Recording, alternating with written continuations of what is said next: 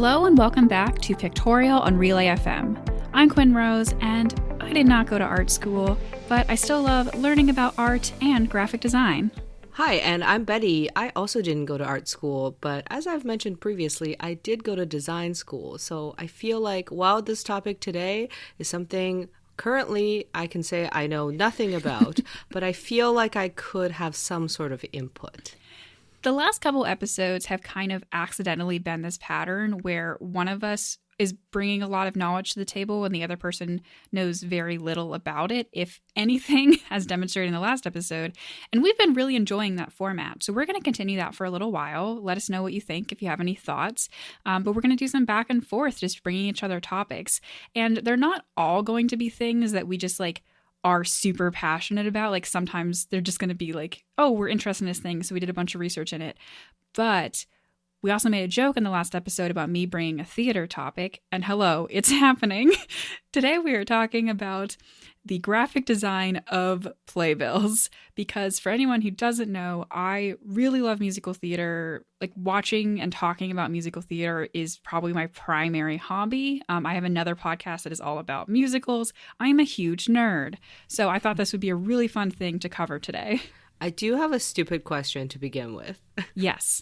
Are we just talking about Broadway or other musical theater or other play productions? I mean, it doesn't really matter because we're talking about the design, but I guess I don't even know what it is. Betty, I am so glad you asked. That is such a good question.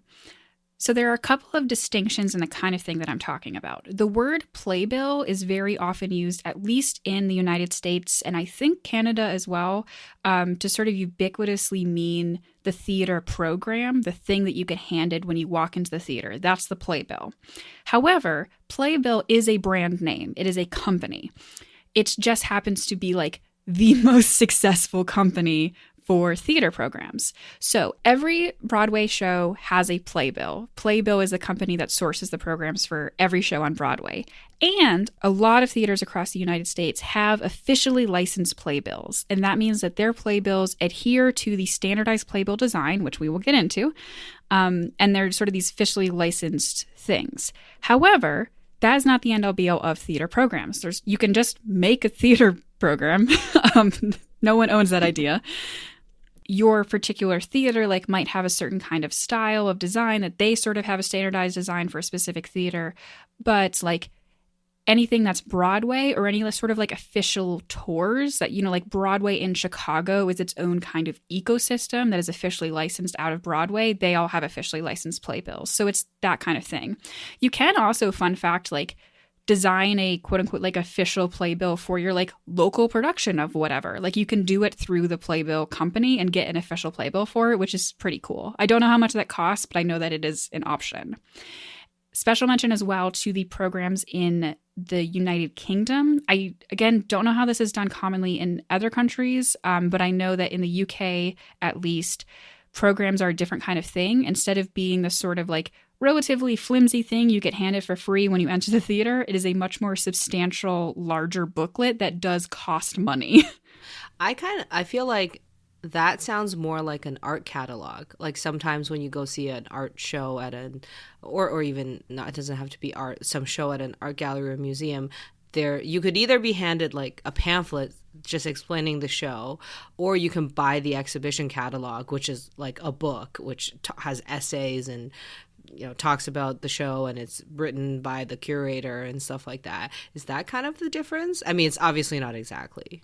There are some similarities. So the standard official playbill has all of the information about the specific show. It's going to have everyone in the cast, all of their bios, some background on the show, all the songs that are in it when we're talking about musicals, which I am. I'm not talking about plays. Sorry. They also have playbills. I don't care about them. Anyway, Playbill as the officially licensed thing also exists as a magazine. They just produce original content about theater. And so you can buy the Playbill magazine just by itself, but also articles from that magazine that gets regularly rotated out of content. Articles from that also come in every like Broadway show program. So, there'll be all the stuff about the musical, but there'll also be articles about like interesting shows on Broadway right now, or like a deep dive interview with the producer. Like stuff like that is also in there. That's typically not going to be stuff like if you just have an independent theater or just like a local show or whatever, like it's typically just going to be the songs and the cast information. It's not going to be all this other stuff that belongs in like the playbill. Yeah, and then the West End versions, like I said, they're larger, they're on higher quality paper, they have higher quality images and stuff like that of the show. So like it's not a coffee table book. Like they're only a couple dollars, don't get too excited. But they're somewhat more adjacent to that style, and that like they tend to have like these large full color photos instead of having like this thin, flimsy like receipt paper that playbills are made out of. So do you have a collection, or do you like collect them and have just a pile of them of the shows you've seen? Thank you for asking. So okay. Yes, I do. I have kept every playbill from every show I've ever seen. This is extremely common. Some people leave their playbills behind. I don't know what they're doing, but like a lot of people who consider themselves sort of like theater fans and nerds will keep every playbill they get. And also, almost every time you see a show, there's going to be a little paper insert that says like who's actually on that day. Because, there's like understudies and swings and whatever. So you got to keep that paper to know who you actually saw. And then people often, they either collect them. And if you do it properly, you like get a binder with archival storage levels kind of things. And if you're me / the other gay teenagers, I'm 24, you use them as decorations. So my office actually has an entire playbill wall. So where I'm sitting right now, I'm facing my whiteboard, but behind me, and which is my background for Zoom calls, is a framed, is almost every playbill I've ever gotten in a frame, creating this giant collage. I feel so inadequate now because I'm like, I do sound like the person who would collect the pamphlet from every art exhibition I've seen and then will plaster that all over my wall. But because I've moved so many times in my life, I threw most of that out. But I think I'm going to start keeping them now. I want to get into a little bit of the history of the playbill. And this is where, while there are all sorts of types of theater programs, and in fact, some of my favorite theater programs on my wall are ones that are not official playbills, which I'll get into kind of why I think that is in a minute. But I do want to focus kind of specifically on the Broadway playbill, just because they are their own institution. And the image that's on the Broadway playbill is generally going to be the design that it kind of carries through the show. That's going to be the design like on their marquee and their cast album and like all of this kind of stuff. And so even though the playbill may vary from like different productions or whatever, like kind of the one that's on the original Broadway playbill is going to be the iconic image, the iconic branding of the show, which makes it really important. So all that being said, let's get into just a little brief history of playbills, because it is kind of fun. The history of Broadway is kind of weird and amorphous, but generally speaking, when you look at sort of like the late 1800s, early 1900s Broadway quote-unquote theater in New York, there was no standardization whatsoever. People just did whatever they wanted. That was true in always. Sounds about right, yeah. Yeah. Until the 1920s, things started to get standardized a little bit in that they kind of designed an artwork for each theater, and that was just the cover of every playbill. So you got handed this, and it wasn't even called a playbill then, but you got handed your theater program, and it was like, this is the Winter Garden Theater artwork, and it didn't have anything to do with the show you were about to see. So it wouldn't be like a drawing or illustration of the show. It's actually just a drawing for the actual theater? Correct. There was no differentiation between different shows at that time. Oh, okay. That's interesting. Not as much fun as a collector's item, but they didn't have Instagram back then, so okay. What? In the 1930s, the company as Playbill properly was founded. It was actually, they wrote the Playbill on their programs back then. And they also started doing this design style, which persisted for decades, which was having like sepia tones most commonly, or black and white for the cover artwork. But honestly, the design was still very not standardized. There were like lots of different fonts, lots of different like placement of theater and show title and the words of the playbill. It was all over the place. it wasn't actually standardized at all until the 1950s. And then they came up with this design where sort of the top header of the actual playbill was used for this standard information. On the top left, there was a little square that had the name of the theater, and then the rest of that header was taken up with Playbill on usually a yellow background. The yellow's been pretty consistent for Playbill. Sometimes shows use different colors, but it was mostly the yellow background. I feel like that's familiar. So yeah, when I obviously briefly Googled Playbill just before, and I'm like, yes, I recognize this, even though I have never seen a Broadway show.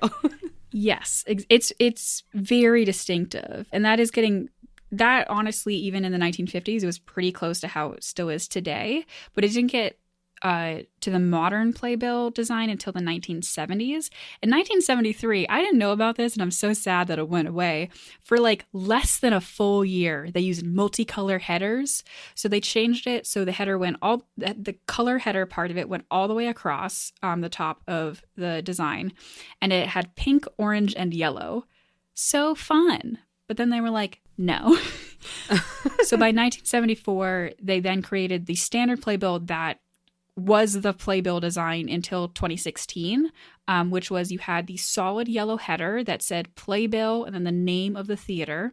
And then there was this white outline that went around that and around the edges of the entire thing. And then below that was the design of the show, whatever the show's logo design, all that good stuff is. Is there a Pantone for that yellow that it has to be? There probably is. And if so, do you know what it is? I don't know what it is off the top of my head. I know that there is one, though. Like, it is a standard yellow that is the playbill yellow. Okay. That's usually when you have like brand guidelines or a standard, whether it's for a playbill design or if it's for like really like any design, or especially for logos for something that you would reproduce over and over, you would almost always have Pantone codes. They're actually called PMS codes, which stands for like Pantone something. I don't know. We just say PMS because it's great to say. And it will be like a number. It'll be like, this is Pantone like 673C or something. And this way that when you go to a printer, like you don't have to, they can just go look up like what that is and then they'll match it instead of having to show up literally with a paint swatch from like Benjamin Moore and say, this is the yellow I want. But you know, it could be inconsistent because displays on like screens, even different printers print different CMYK and RGB colors differently, so you don't even want to use that. Anyway, won't go too much into that because that's an episode in itself, but that's why I asked that question. But yeah, there is very specific playbill branding. And like I was talking about earlier with having officially licensed playbills at different theaters across the country. So like I have gone to see a lot of shows in Boston and Chicago that are like official Broadway tours. And if you look at the playbills, there is no difference between those ones and the Broadway ones. It's the word playbill with its official font on its official color header, the name of the theater, which obviously they're all different theaters, and then the show image underneath. But like, there is no design element of the actual playbill that is different between a Broadway show and a Broadway tour. I just Googled, in my like results, I see there's a playbill for Wicked where the top is green. Is this because it's before this 2016 where it has to be like one color, or do they do like special like things for special shows? Thank you for asking. So they do have some special editions. Usually these are going to be for special anniversaries. So the green Wicked playbill was for the 5th anniversary of Wicked. And there have been some stuff like that. There have been a few other changes of playbills throughout the year. The biggest one here is that in 2015, they started doing some redesigns to the actual playbill, the standard playbill design itself. Just a couple shows in 2015, like for example, Shuffle Along had this design change where they basically just took out the outline. So the show design and the header just went all the way to the edges of the playbill cover. And then in 2016, they rolled that out design wide. So every playbill since 2016 has that now, where there is no outline and it's just this like fully clean, no edges look to the playbill. There's some special edition playbills that happen for like major shows, anniversaries. And ever since 2014, they have been doing Pride playbills. So for the month, this started in 2014, like I said, and for the month of June, every playbill has a Pride header instead of the standard yellow header. So this is for Pride Month, which is in June of every year. And it started out with the Pride colors, which is a 6-toned rainbow: red, orange, yellow, green, blue, violet. And it started out with these blocks that went vertically across. They then transitioned, I think in 2018, into a rainbow gradient instead of having those distinct blocks. And then in 2019, they actually had the Pride bill, as it's known, on like a brick design, which I believe was to commemorate the 50th anniversary of Stonewall. Tragically, have not been any Pride bills since then because they did close Broadway. But I think when they come back, they'll be going back to the gradient design. See, I really prefer, personally, just from a design standpoint, the blocky, like going from one color to the other, the 6 blocks, as opposed to the gradient. Interesting. I just feel like the gradient, it reminds me of like an early internet Flash website or something like, or just, I just don't like gradients in general. I just feel like in design, or has to be done really well for it to look good. It just, in my opinion. But so again, like there's, within design, there's like so many different opinions. Somebody could like a color and not like a color, but the reason why sometimes you make one decision over the other could be because it evokes something that seems out of place, and then you try not to do that. And that would be a reason why I would personally have stayed with like just the blocks of color. But, you know, that's, some people probably like the gradient more. When it comes to changing from the outline to not having an outline, this does seem quite significant. Because again, like I just heard of this history now, and I'm just looking at I'm just looking side by side of there being an outline. There doesn't, and they're not having an outline for the design. And yeah, it does seem like this, like clean, like just like a block of color with like an image, like without there being outlines, is kind of on brand with contemporary graphic design, I guess is what I'll say. Is because if you think about like Apple logos and like iOS or logo design, or really just any like design of websites, like currently it just does seem like, you know, just very minimalistic, very just blocky colors, and just trying to not have these things like outlines and stuff to give any more, I guess, like, yeah, to be any less minimal, basically, or any more minimal. I don't even know. Anyway, minimalism seems to be where a lot of design directions are going. And obviously that's not going to be the case all the time, but that does make sense why I think they took out that outline in this time, because it does seem like basically everybody's taking out like outlines and borders and stuff like that. Yeah, I find that such a fascinating aspect of this, because I completely agree with you that it both seems to be pointing towards a more modern minimalist design sense, but it also is historically inspired by the way that playbills looked in the 1960s, where they also didn't have the outlines back then. So I think it kind of points to the cyclicalness of design and design trends. I want to get into some specific playbill designs to give you some examples, because we have been talking so far just about the design of like playbill as a standard Broadway-wide thing, and I want to take a look at what shows have done for their specific designs. So we are going to start out with basically the kind of like platonic ideal of playbills, which is the Hamilton playbill. Even if you don't know anything about theater, you've probably seen this. It is the black star in which the top point of the star is the silhouette of Hamilton with his arm pointing one finger in the air, and it's on this sort of gold textured background. The middle, it says Hamilton, an American musical.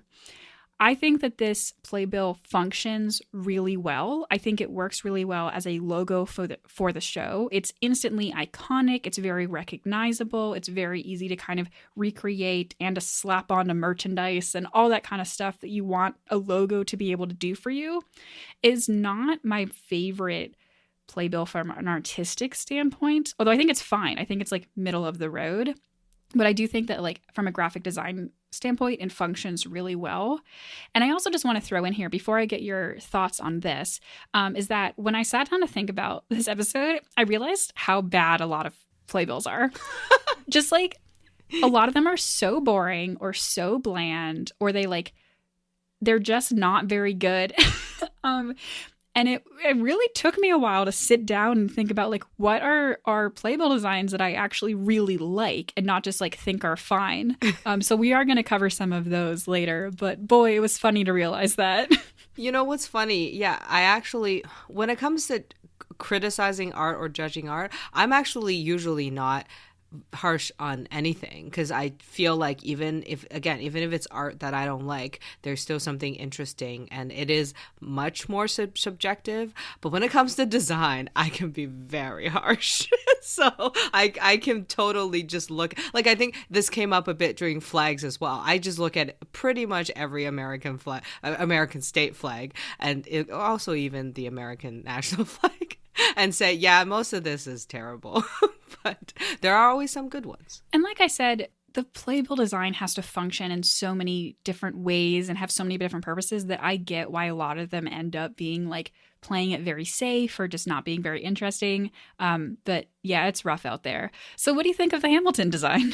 Well, I do think when it comes to effectiveness, when it comes to being iconic, it definitely did its job, because I have never seen Hamilton because I'm Canadian, and I don't think I think it was coming here, or sorry, it did come here eventually, but I didn't end up seeing it because it was sold out very quickly, I'm pretty sure. I would like to see it if it comes back after this COVID thing.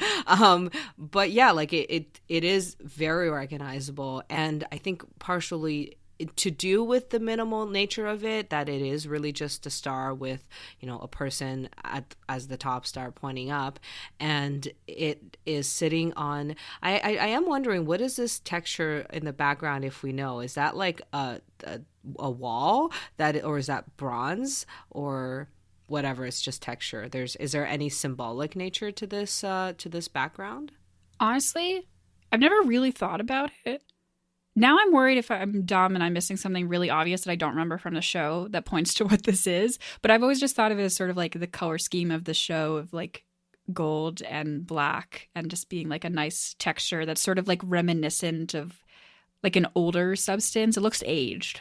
Well, that's probably what it is, and that's kind of what I was going to say. It gives it, so if it was like completely minimalism, whereas like this background is just like a gray or like a brown or whatever, it would be too much. It would be too much minimalism. Oh, yeah. It would look terrible if it was a solid color background. Yeah, exactly. It would then look like a flag, which it isn't. And I think, again, just by introducing this like subtle, this is a bit of a rustic looking background, but it's not like it's like a literal brick wall.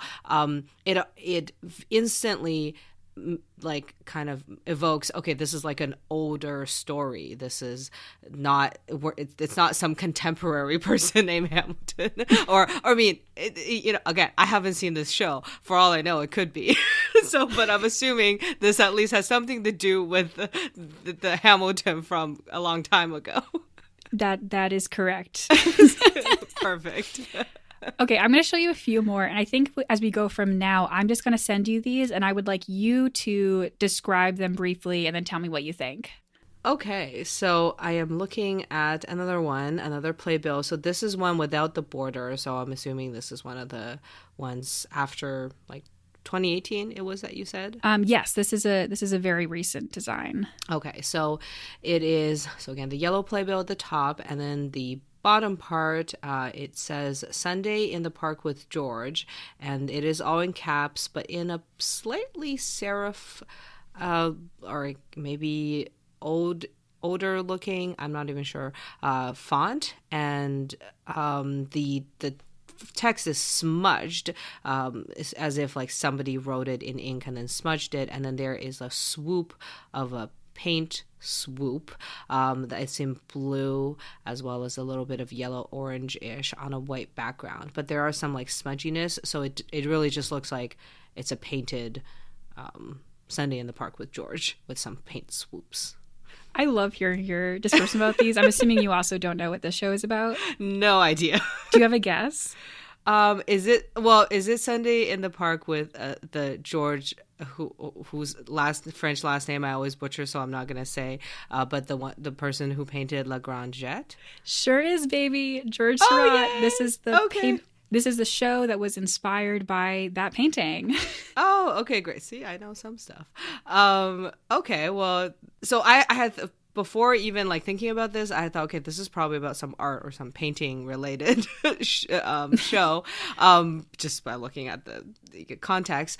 But I will say this Sunday in the Park with George is a bit hard to read, and like making a decision to then with the smudging on the text, I think is a good idea on brand, but it is even more hard to read. That's my thing about this one. I love this for an artistic piece. Like, I think this is one of the most beautiful playbill designs I've ever seen. But I don't think it works as well as like a piece of graphic design branding, just because it's not as distinctive. It is a little bit harder to read. And so I think it falls. I have like no notes because I do love it, but I do admit that like in the balance between sort of branding design and like artistic choices, it falls very far on the artistic side of things. Yeah, well, so, and I think this is why I'm like, I don't really critique art, because it, you know, it depends on what you're trying to do with the art, but very often it's like, well, the art does whatever you want it to do. But whereas design, or specifically graphic design or playbills, there is an additional function, which is to, like, I'm assuming, get people interested in this show. So there needs to be some sort of like eye-catchiness or iconicness, or just being able to read well and easily-ness, which just doesn't really do. But yeah, like from an artistic point of view, it is really beautiful. And I do, like, again, I don't know if it's just because this is like totally the thing everybody does now, is I do like that there isn't a border. And this looks, honestly, it looks like a magazine. It looks like a magazine cover. So as a magazine cover, again, it could be better, because magazine covers also need to be eye-catching. But it does look pretty nice if it was one. Well, speaking of being more eye-catching and clear, here is another design that is also very recent and has that no border playbill. This is a playbill. The bottom part is black and white and red. It seems to be a black and white photo of a person's hand holding some sort of flower, but the flower is red. And then the text on the bottom, it's either Hadestown or Hadestown. And Hadestown. Oh, perfect. Okay. Great. Pronounced it right the second time. The Hades, so the Hades is in white and the town is in red. And again, the Hadestown are in big block colors. So what do you think of this one and its design choices? Definitely easier to read. The Hadestown pops right from the black background. The like white, obviously that's the biggest contrast you can have with a background is black and white, and then the red is like always popping out because that's the nature of that color, intensity wise.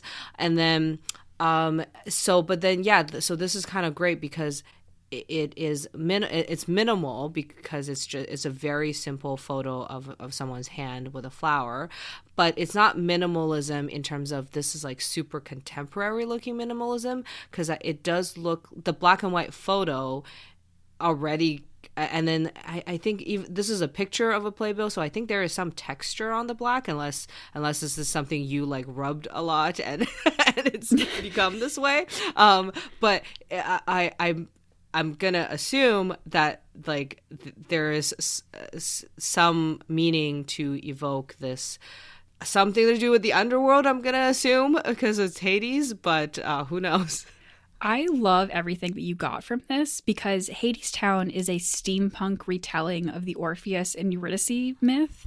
Wow. So this whole like kind of having this old style like black and white aesthetic is like very in tune with the content of and the vibe of this show. So I love that it came through in the Playbill. I actually haven't seen this show, which I'm really sad about. Don't talk to me.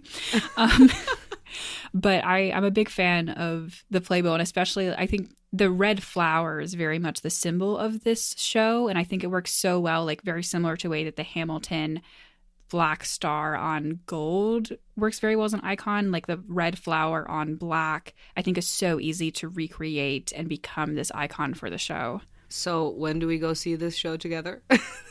Any day it's back. Any day.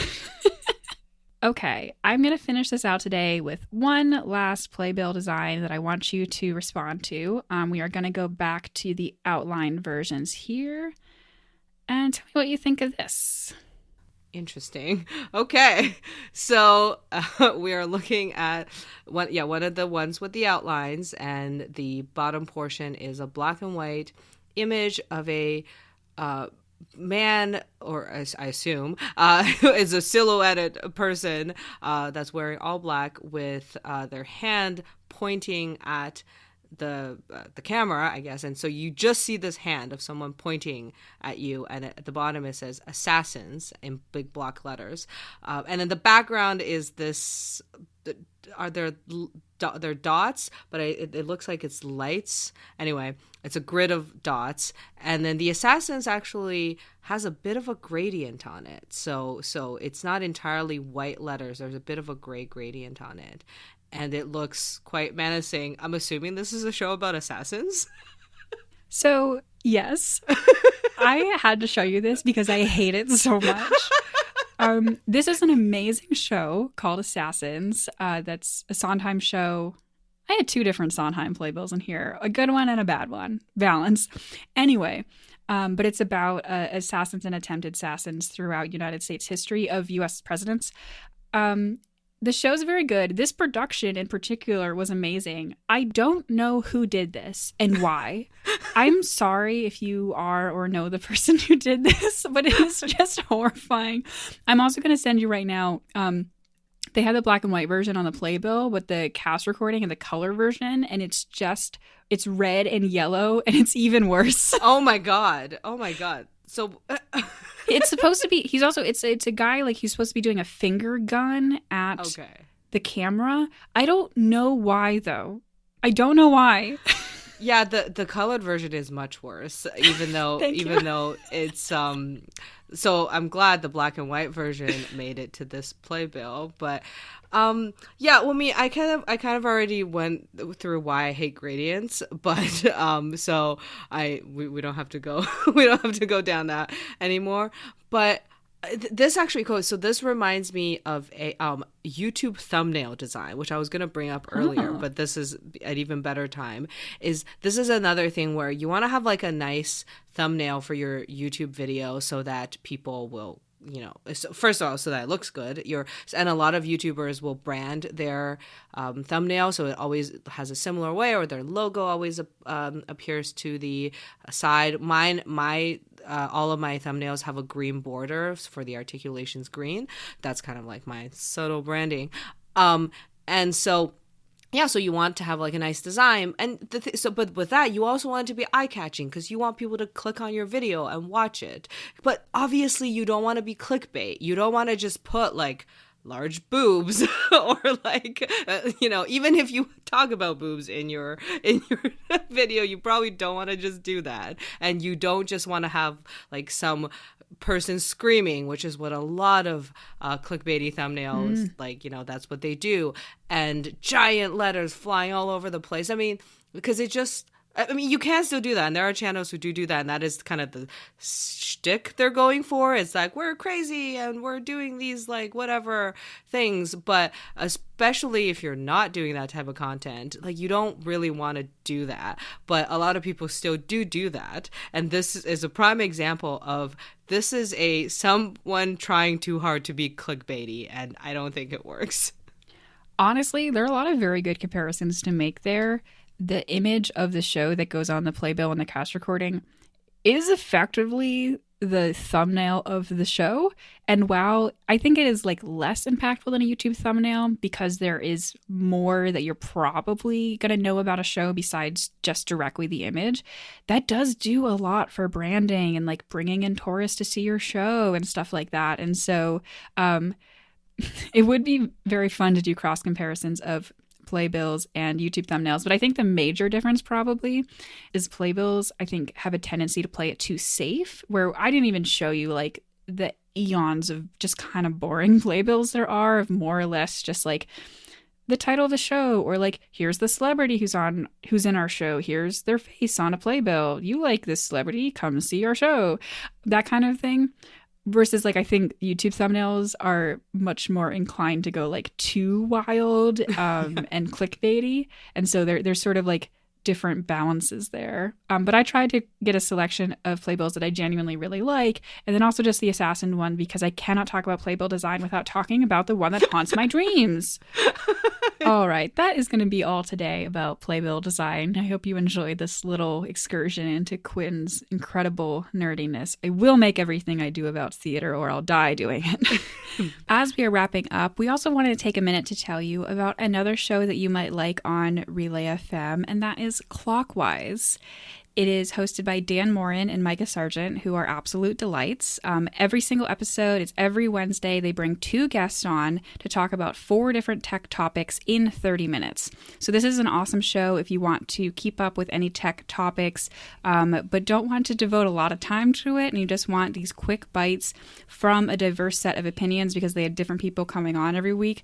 Sometimes they even have people of questionable technology backgrounds, like me. I have very occasionally appeared on this show, fun fact. But don't let that dissuade you from listening, because most of the people coming on the show actually know quite a bit about technology, and it makes for a really fun time. Well, that is good to know. I have listened to some episodes of this show, and they do speak very fast, but I think that is what they're going for. And it's quick, and you get a lot of information. They actually have recently done a couple of episodes where they talk about NFTs, which we have previously mentioned. I think last week's episode of Pictorial, we talked about NFTs. And so in episode 388, we put the fun in fungible, and episode 389, robots don't have feelings, they talk about NFTs. So, while it's quite a different show from ours, there is crossover. You can go check that out at relay.fm/clockwise, or just search Clockwise wherever you get your podcasts. You can find our show notes at relay.fm/pictorial, and you can also find us on Twitter or Instagram at pictorialpod. I'll be posting all of the playbills we talked today on our Instagram, so check it out. You can also find me on Instagram at aspiringrobotfm. And you can also find me on Twitter or Instagram at articulationsv, and I'm also on YouTube as Articulations. And speaking of YouTube, we also upload these podcast episodes to YouTube. They usually come out a few days, sometimes weeks, after the podcast audio release, but this is where you can watch the episode along, and today you would be able to look at all the playbills on screen as we are discussing them. Thanks for listening, art enthusiasts.